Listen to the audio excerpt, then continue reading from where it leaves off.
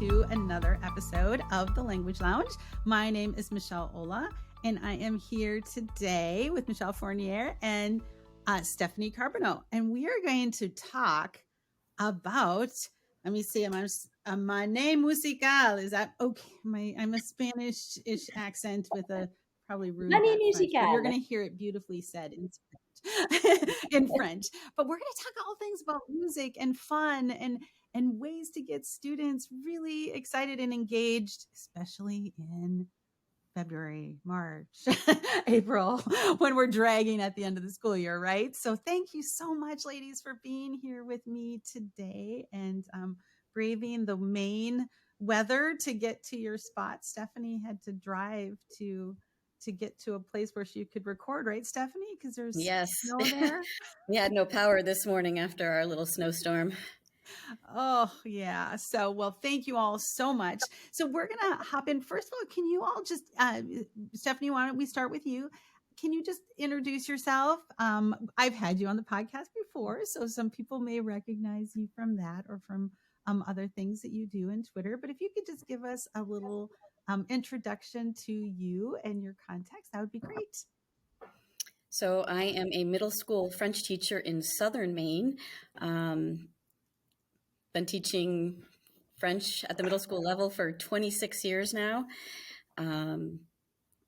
Very active in our state association. I'm the current acting president right now of our state language association, very active with AATF, and have made some amazing friends like Michelle through our connections, of our French community. And I guess that's about it. That's awesome. No, that's great. Michelle, how about you? Don't forget to mention you, Stephanie, just saying.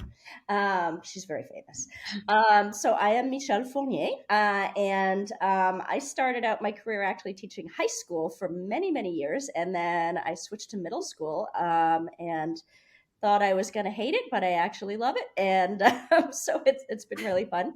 So I'm in Falmouth, Maine, and I teach usually 7th and 8th grade French, and also very active in the state associations, and Manie Musicale has been kind of our baby, and it just took off, and I love it so much. It's such a great thing.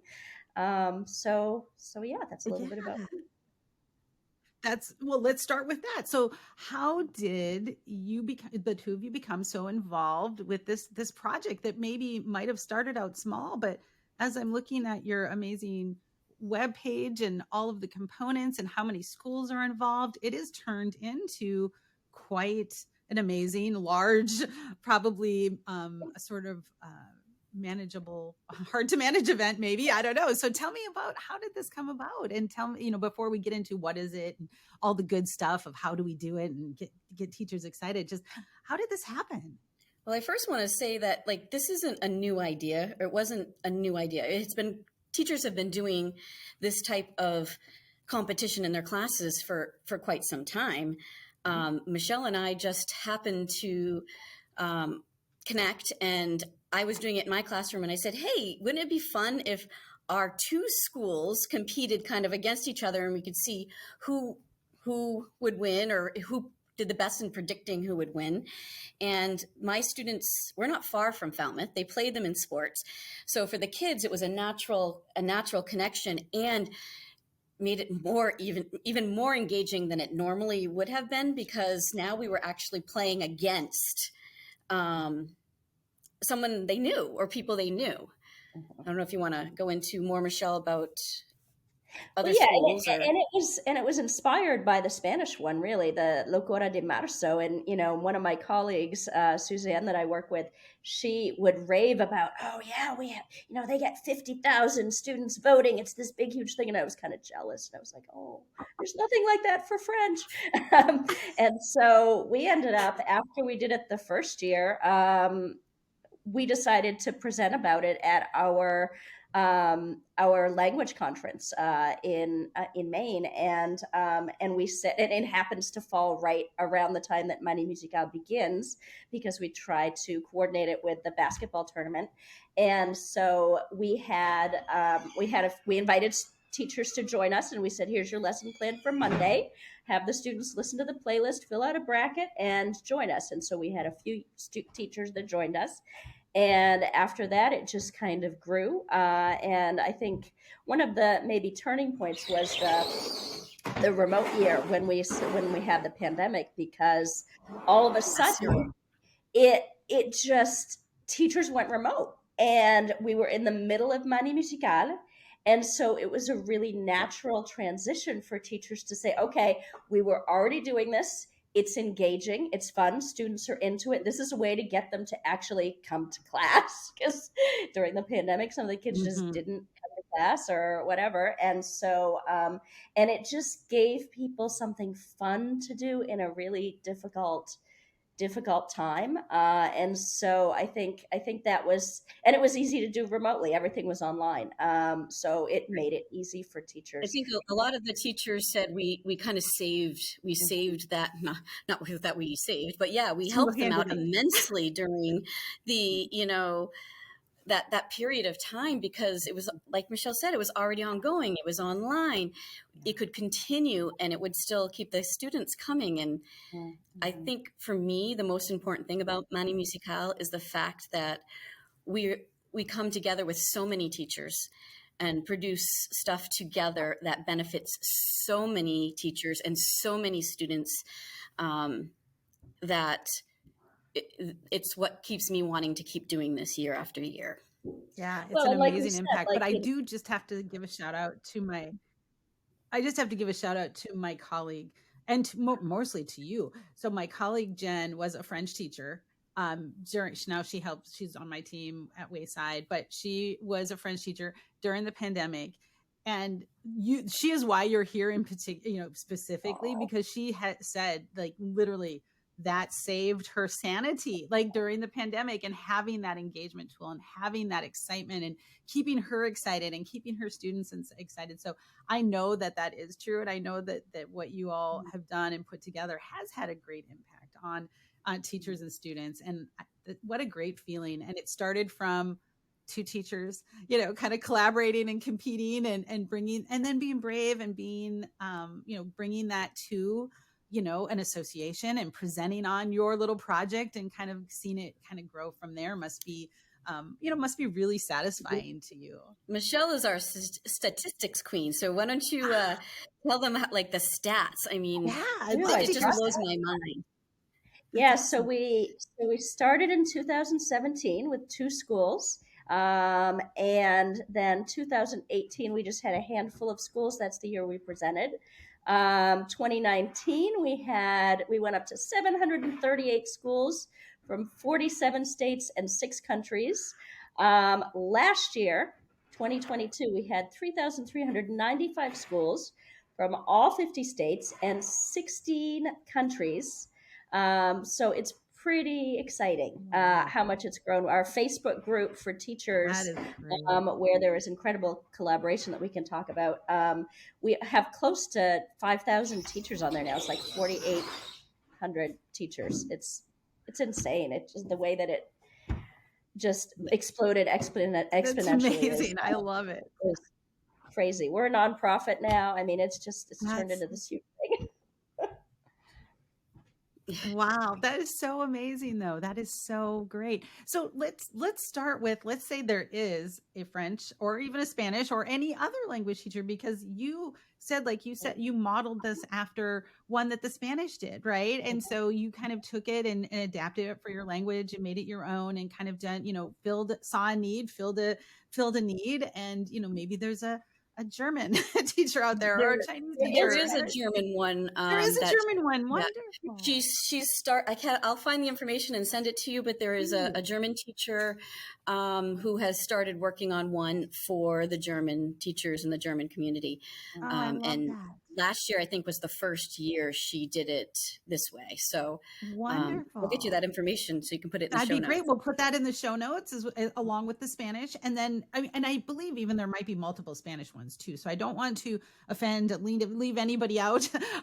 So anybody that is listening, we can tag all of those in the podcast when we release it as well, but we did want to kind of talk about like the structure in general, but specifically, I want to hear about yours, with Manie Musicale.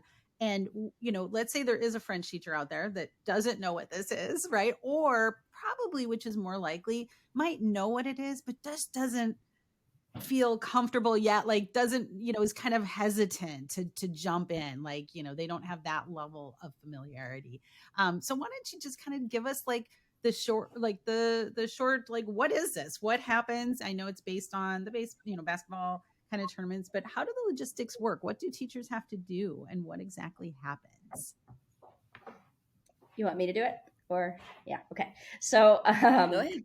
so it's Go ahead. So it's basically a we started with the basketball tournament, the March Madness, and if you know anything about that tournament, 64 teams compete in a short period of time, and they whittle it down to 16, the Sweet 16, and then the Elite Eight and the Final Four and so forth. So it's modeled after the NCAA college basketball tournament, only instead of basketball teams, we do 16. We only do the Sweet 16. We do 16 songs from around the Francophone world. And students, once the playlist is released, students fill out a bracket similar to the basketball one, and they try to predict which songs will make it to the finals and which one will eventually be crowned champion. So that happens before Manie officially starts. And then in early March, we start the voting. So, and sometimes this is the part where teachers get a little bit confused because they're not sure how this all works. So basically the teachers will collect the brackets or record it any way that they want to. We have some suggestions. And then when it's a voting day, so I think March 1st is our first voting day this year, the first two songs are going head to head. So we have song A and song B, and the students go online and they choose their favorite. And whichever song is chosen by the students that vote as their favorite moves on to the next round. And so for the first few rounds, the students are just voting for the songs that they already picked. But in the later rounds, there might be a song that they didn't originally pick to win going against a song they did pick, or another song that they didn't pick. And so things start to get interesting as you go later on into the tournament, because you're maybe not voting for a song that you would have picked, but then you're going, what do I think other people will vote for, and what's going to win, and so forth. So eventually, Highly engaging, I'm sure. And sometimes there's some surprises, because we have students from kindergarten all the way through the university level participating in this. So a song that my middle schoolers think is the bomb is a song that high schoolers don't like, or the elementary school really does like, and they are shocked when it doesn't win, or it does, or the other song wins. And we have grown such a community that we have so many helpers now that make these amazing videos, Michelle, right? These reveal videos that even create the engagement. Michelle, you want to describe one of the videos? So Madame Betty is the boss. She is amazing. So she will create a video, and we have a Facebook teacher group, and teachers will make comments. So I'll update, or Stephanie will update which song is winning. And sometimes that goes back and forth. And so one song is ahead and then the other one comes ahead, and people get really, really invested, and they're like, no, I don't want the song to win. I want the song to win. And, there are little conversations back and forth. And so Madame Betty takes some of the quotes from that. And for example, last year we also did memes. So she'll take some of the memes that students or teachers made, and she makes a video describing, like a 2 or 3 minute video, showing kind of the progress of the vote. And she uses dramatic music, and she tries to fool people, and she'll throw little twists in. And then at the end, there's like this heartbeat, like drum roll type of thing. And in your classroom, it's insane. The students are sitting there, and you would think that like the fate of the world is going to be decided. That you can hear a pin drop, and students are like holding their breath. Some students are holding hands or hugging, like they're so nervous that they might win. And then when it's announced, they applaud, or they scream, or they cry. I mean, not literally. I don't think I've had anybody actually cry, but they get really, really excited, and teachers will send videos of like their students just like exploding with joy or with tragedy. They'll put their heads on their desk or whatever. So it's very intense and very. And all of this leads to great language conversation. We have worked really hard to put together. We have several versions of our chat mats in there for novice all the way to advanced, for the students then to talk about their reactions or to talk about the songs or what just happened. And I had kids who don't open their mouths ever until this, and then they are. I have an opinion and I want you to know about it. And if I have to know French to give that opinion, I guess I'm learning French, right? Right. And the chat mats and the things that are available in our resources really help students to be able to participate in any way that they want in this, at whatever level, either in writing or speaking. It's just really, really, really engaging for them. And we have, I love it. So if go ahead, Michelle. Yeah, I was just going to say that, sometimes teachers will hesitate about participating and they'll say, well, I have all this curriculum to cover and I have to teach, verb tenses or whatever. But the thing about it is that you can take these songs and it's authentic language. So that's a plus. And contemporary language. And you can adapt it to whatever your curriculum is. We try really hard to have some AP themes in there, for example. So we might have a song about climate change or something like that. And so we have kind of ready-made curricular ideas in there, or you'll have a song that has passé composé imparfait in it, or whatever grammar point you're trying to get across, or lots of vocabulary themes come out, so you can really reinforce whatever you're doing in your classroom. Clothing, I mean, these singers sometimes wear crazy outfits, and it's you to have the students talk about the outfits. So it's really good for language acquisition because it's an authentic task, and people talk about music in real life. So that makes it fun. Right. And we might want to mention that we go through a heavy screening process. I was just going to ask, like, how do you figure out the songs? How do you decide who does that? Learning from experience and working with such a wide range of learners, we collect nominations. There are some years I do this. Michelle does it every year, but has her own students nominate songs too. Teachers nominate songs. I think, what do we have? 64 right now that we're trying to whittle down. 73, I think now. Yeah. Oh, wow. So when we look at the songs, there's so many things we're looking at. We are looking at the message of the song. We are looking at, obviously, is there anything explicit in the song? Is the language appropriate? We're looking at the video. Is there any mention of alcohol or drugs, or like the things that you don't want? I don't want to lose my job over this. Right. And we also look for representation. We've had years where the lead singer's in a wheelchair, and that's made an impact on students. We got a message from a teacher saying the student was thrilled because her father, was in a wheelchair, and she never sees anybody in a wheelchair in things that she does in class. So we're looking at the representation of people as well as the representation of the Francophone world. And it takes us a while. We're starting now, right? So it's intense. And it's just trying to have a balance of musical styles and, gender and, people from different, not just from France, but people from all over the Francophone world.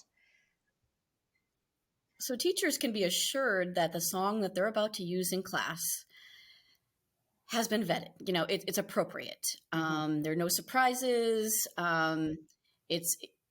It'll be okay. There's, it's safe, quote unquote. Yeah. Yeah. And I love that too, that you've put so much thought into so many things, not just linguistically in the language, but the cultures and like you said, the representation and all of that. Because I think sometimes, teachers, like you said, they get caught up in their curriculum and their have tos, right? I have to do this and I have to do that. Well, you can still do all of those things and we can have some fun, right? And we can expose them to authentic cultural and musical things, which is a human, love of, love of music and exploration and learning through things. So you can do all of those things, right? You can focus on the language and the culture, and you can have some fun. And it sounds like this is a really fun event for students. So you did mention some like lessons or lesson ideas. Do you provide those, or is that part of what is collaboratively coming out of this Facebook community and things like that? Tell me a little bit more about how you may have started this collaboration and started this thing, but how has others kind of brought their experiences to it and their resources as well? Maybe we should mention what is always available, like no matter what, every year certain things are already there in place, that we have so many people helping us now that they have assigned jobs, and we have someone who takes all the videos and puts all the lyrics on them so that we have lyric videos already available. We have another person, Michelle works heavily with this, that makes a biography slideshow of all of the artists with information in them in French, comprehensible French. We have so many of those things already guaranteed. What other ones, Michelle? We always have food. We have the vocabulary, like the basic, like Stephanie was mentioning, the chat mats. We have, blue kits and Quizlets and Gimkits already made with things like, how to talk about music, how to say things like lyrics and music video. And I love it and I hate it. And, the video matches the lyrics and, all kinds of things that students are likely to say. And because hopefully teachers will do this every year, it gets recycled. So students get better and better at talking about music and talking about their opinions, and they add more and more detail every year. So it's great to hear them, arguing about songs in French, and a lot of teachers will contribute lessons. So we have a Google Drive. And we have a wonderful person, Yejen, who helps us organize that. And so we'll have resources that are applicable to all the songs. So, for example, one of the things that we always do is we have a mon appréciation thing that Stephanie usually makes up, or you started it, and it basically, the students in the beginning of Manie will rate their songs, like, is it 5 stars or 3 stars or whatever, and they have to give a reason why.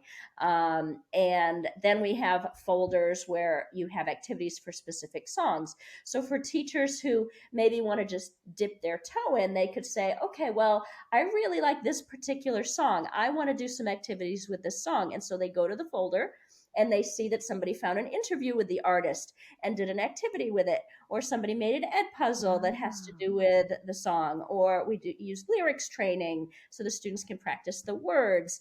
And so teachers will create different activities, close activities or cultural activities, and at all different levels. So if you're a middle school teacher, you can find something that's appropriate. If you're an AP teacher or anything in between, you can usually find something already made in March when you're tired, and in Maine it's mud season and there aren't any holidays, and you're like, oh my God, how am I going to get it through the school year? And all of a sudden you magically have all these things that are created for you, and you go, I can breathe. And this is not only fun, but it's high quality stuff that other creative people have come up with. Yeah, it's amazing the amount of information, or not information, the amount of resources that get created. So I always remind the teachers, before you create something, look in the folder. I bet you it's already created for you. You can adapt it, right? As opposed to adapt it to what works for you. Exactly. It's just phenomenal what is there. And I think, Michelle, maybe we should talk about the ways you can participate. Do you remember in our presentation we did the mild, the medium, and the spicy? Yeah. Oh, I like this. This sounds good. Because I was just, when you mentioned about dipping your foot in or jumping in, right? You can probably do all levels. Is that kind of right? And even as a person who coordinates this and puts this all together, it depends on the year. It depends on where we are. I might only do, the mild year, participate mildly or medium, and there are some teachers that go all the way to the spicy and they drop everything and this is what they do for March. So there's really several options for teachers in what they want to do and how they want to do this. Mm-hmm. Mm-hmm. So if I was going to do mild, what would that look like? Let's say I just want to try this, but so tell me what I would do. What would it look like for me as a teacher that wants to kind of be mild? So one thing you can do just to even start out is have the playlist in the background in your classroom while students are working on something, just to kind of get them interested. They might be like, oh, I kind of like this song. Interesting. And then you could just show, one other thing that we always have is a mashup of the songs. So we have a mashup that usually is, maybe 7 or 8 minutes long, and it has a little blurb, a little piece of each song in it. So some teachers will just show the mashup and have students fill out the bracket based on the mashup. And then they, take 5 minutes. Once voting starts, they take 5 minutes at the beginning of class, and they have students vote and see where they are in the bracket. And that's all they do. That's it. Let's listen to the songs, vote, see who wins. Okay, that's cool. Yeah. My song won. My song didn't win. Okay, so it really literally takes 5 minutes at the beginning of class, 3 times a week when it's a voting day, and maybe show the reveal video on the off days. And so that's really simple. And it doesn't take very much time out of your curriculum, and students will get excited about it, or save it till the end of class. So students will be excited at the end of class and leave French class thinking, oh yeah, French class is cool. And students often will add songs to their personal playlists, which is really fun. And you'll catch them singing along. That's so wonderful. Actually, I have a story I would like to tell about one particular student from a couple of years ago. So this was a student that I had who really didn't like French much. She moved into our school from out of state, and so she was a little behind, and she wasn't very confident and so forth. And so I really was trying hard to reach her, and I wasn't having too much success. And then we played the mashup when she was in 7th grade, and she's a theater student, and so she started bopping along, and I saw her kind of like paying attention. She was actually looking at the screen and so forth. And so she was getting ready to leave class that day. And I said, you know what? I have some bad news for you. And she said, what, madame? And I said, Manie Musicale is going to make you love French. You can't do anything about it.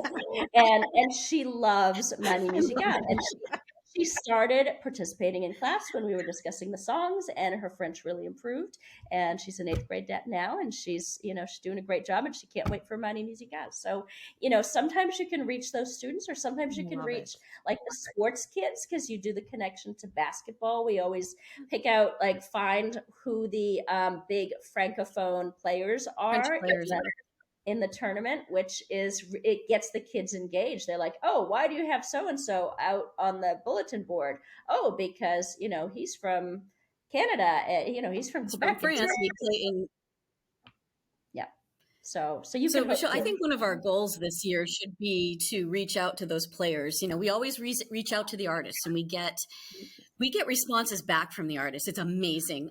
We've had live streams with some of the artists that everybody can participate in. We've had contests where certain schools win participation in. But I think this year, Michelle, we need to make an effort to reach out to the French basketball players. I know they're going to be super busy, but to reach, even pull in some of those sports kids, especially when they find out what they're French players in these college teams, really? Like, they don't understand that, and that just draws their attention as well. I love that. I love that you're always thinking about right there, like, who else can we dig? Who else can we grab? Who else can we get excited? Who else can we, what other students can we get, excited by doing it, adding the sports kids, adding the music, combining the two. I think that's so fantastic. So now I did, let's say I was mild last year, and now I'm like, okay, let's kick it up. What am I going to do? What might I add to just kind of that 5 minutes at the end of class, or that little bit, now my kids are hooked. Now they're starting to love French.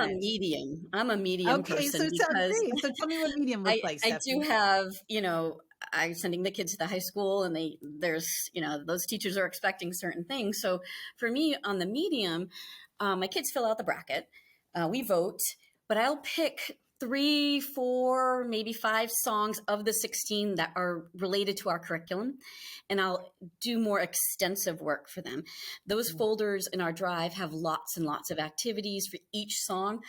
I can't do each song as extensively as I would like, but I will pick several that are tied into what either we're doing right now or what we're about to do or we have done, and really work those songs into what our curriculum is at that time.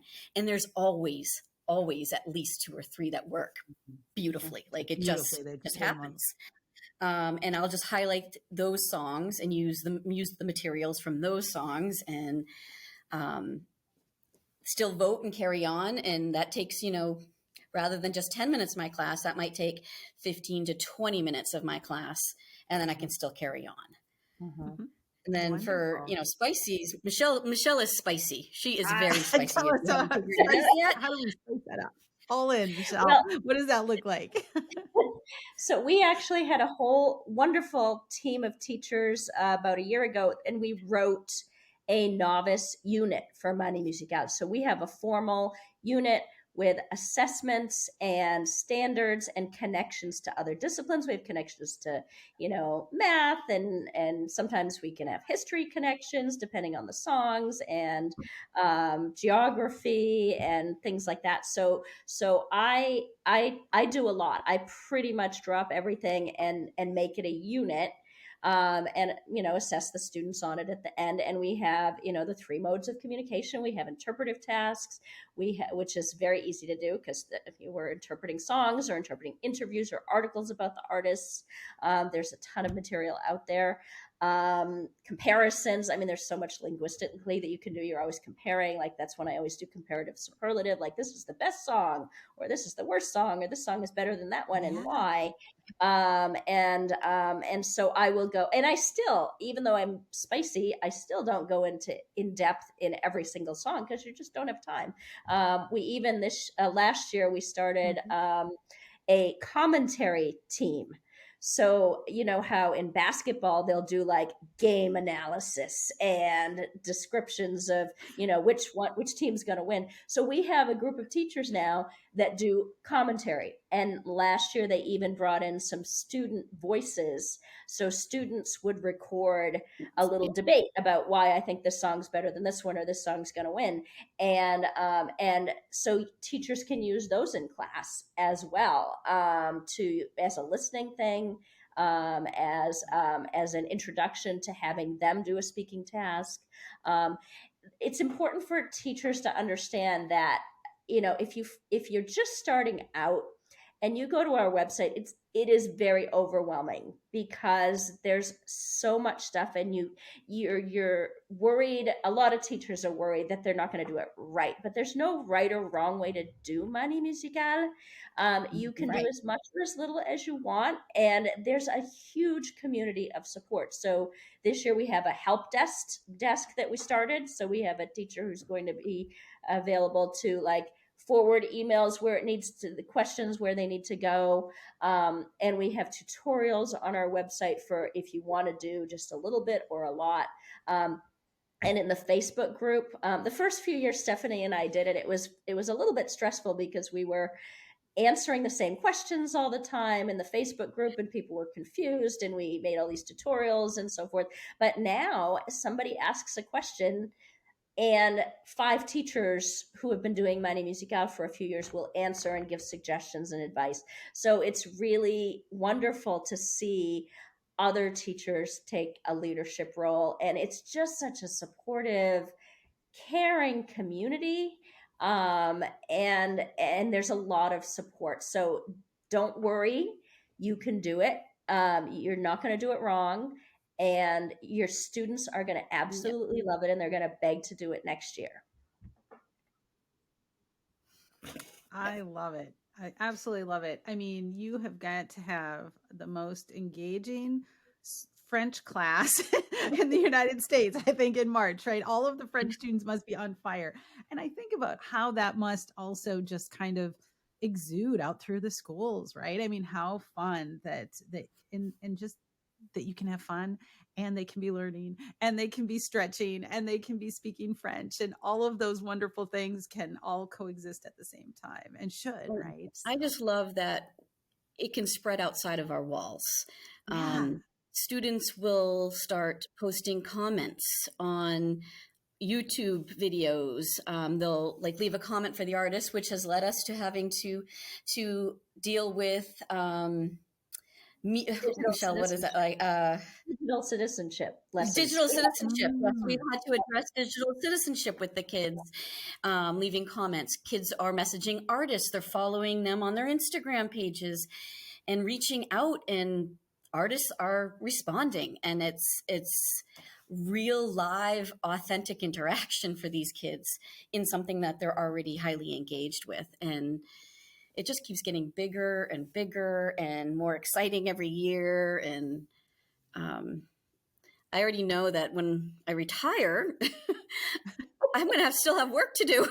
We're going to be doing this till we die. Well, it sounds like you better. My colleague Jen will not forgive you if you don't. I think it's so great. So let's, is there anything else that you want to kind of, I know you've talked about kind of the process and where they start. Please, what is the actual website where teachers can get this information? And we'll put it in the show notes, of course, as well. www.maniemusicale.info. Yeah. Okay. Yeah. And the Facebook group wonderful. is And called, again, we'll put it in the show notes and everything. Yeah. Yeah. Awesome. So they can just search for that as well. Everything's linked on our website. Yeah. Yeah. If anybody knows any, and this is free. This is all free. All of this free for teachers, right? All of this work. Yeah. Yeah. We always free. Yeah. Territory that we didn't get from Canada was Yukon. So if there are any Yukon French teachers listening, please join us. I love that. That's great. So I can tell there's some healthy competition within you. Goals that you guys have set too, as well for the program. So I think that's wonderful. So any other last bits of wisdom, advice, tips, or tricks, or stories that you want to share with the French teachers out there that are thinking about participating? So we do ask teachers to register, because that way we can keep track of how many schools are involved. And we do send out occasional email blasts to teachers with important information or updates, or there are lots of side contests that we do. So that's also kind of part of the spicy thing. Like we have a whole Flipgrid team, and we do different contests. So we have students, for example, do they can participate by doing a singing contest and sing one of the songs, and we have prizes. Or they can do or video dance routine. So that's another way to get students really involved. We, making a video, doing artwork. We have an art contest that's a side contest, and so forth. So, so the registration closes right before Manie Musicale starts. So I think March 1st this year, I think. And then we use the registration also to create a map. We map where all the schools that are participating, so kids can see, look, we're on the map. And oh, look, there's a school in Belgium that's participating. Or, and both Michelle and I try to get our partner schools in our, I have my partner schools in Nantes. I'm not sure where yours is, Michelle. But we try to get them participating as well. Yeah. So it's fun. And we've already gotten a couple of new places this year. I think we got China this year is a new one. And we have Italy this year. We got one from Kenya. We have a bunch now from New Zealand, which is kind of fun. A bunch from England, Australia. So it's really become kind of a worldwide phenomenon, which is really, really fun. One of my students moved to Argentina back in December, and I said, "Here's your mission. You have to find some French teachers. We need Argentina to be in Manie Musicale because they teach French in Argentina. You can do it." So I'm still waiting, but we'll see if we get somebody from Argentina. So I was just going to say, let us know, right? Yeah. Wonderful. Well, what an amazing labor of love I think this seems to be for both of you, and I know that French teachers out there absolutely appreciate it. Many, and I hope many more now will, listen to the podcast and not be afraid to hop in, right? And to really, give their students this real world opportunity and just have fun, whether they're mild, medium, or spicy, right? Whatever they choose to be. So thank you so much. So they can go, French teachers, you can go to the website and register. And when is the due date about the teachers need to register by? Well, our first vote's on March 1st. Okay. So they're going to want to register before the end of February to make the map. But you can still participate if you miss the registration. The registration is about being able to get the info, to be on our list to get info out to you or to make the map. It's not like you have to register to participate. But Right. we So at any highly, point, highly encourage that registration because it helps us. It helps us make plans. It helps us get things done. So February 28th. and if you have a super fan, February 28th, perfect. And if you have a super fan that wants to help, are you looking for volunteers still that help you with this event, or always. always? always. Always. Okay. So Yep. we will have. Awesome. So besides your contact information there, this podcast will be on Twitter and we'll tag you. And so people that are super fans, like my colleague Jen, maybe she'll be in there. The and Spanish teachers should check out the Locura de Marzo. Like, I'm not sure the dates on his, what he's doing, but Ashby. This can be done pretty much in every language. So Ashby, Senor Ashby. Yep. This can be done in any language, and we'll make sure that we get to you the information for the other languages that we know about. Great. Yeah, and Absolutely. also we wonderful, because it is a great event. We also really want to thank Wayside for their sponsorship. They've helped us so much, and they've been really great. They contributed some teacher prizes last year, which was really fun and helped us. Costs have come up with this, like our voting platform and MailChimp and things like that. So it really helps a lot to have your sponsorship. So thank you so much. Good. Yes, it does. Awesome. I didn't make you say that, so that's awesome. No, I'm glad. We really wouldn't be where we are today without that sponsorship. I mean, that sponsorship has allowed us to keep everything free. Right. Free. That's wonderful. Right. Wonderful. Well, I love to hear that. I'm going to be honest. Like, I knew what it was, but I did not know there was such a huge committee and so much depth of resources and language resources and cultural resources behind all of this. So I appreciate the conversation. And I know this is going to be something that not just French teachers are going to be interested in hearing about. So thank you both so much, Michelle and Stephanie, for taking some time and talking with me. And I can't wait to put the songs on my playlist and expand my musical, my musical taste a little bit as well. So thank you so much. We hope you'll help us, by voting too.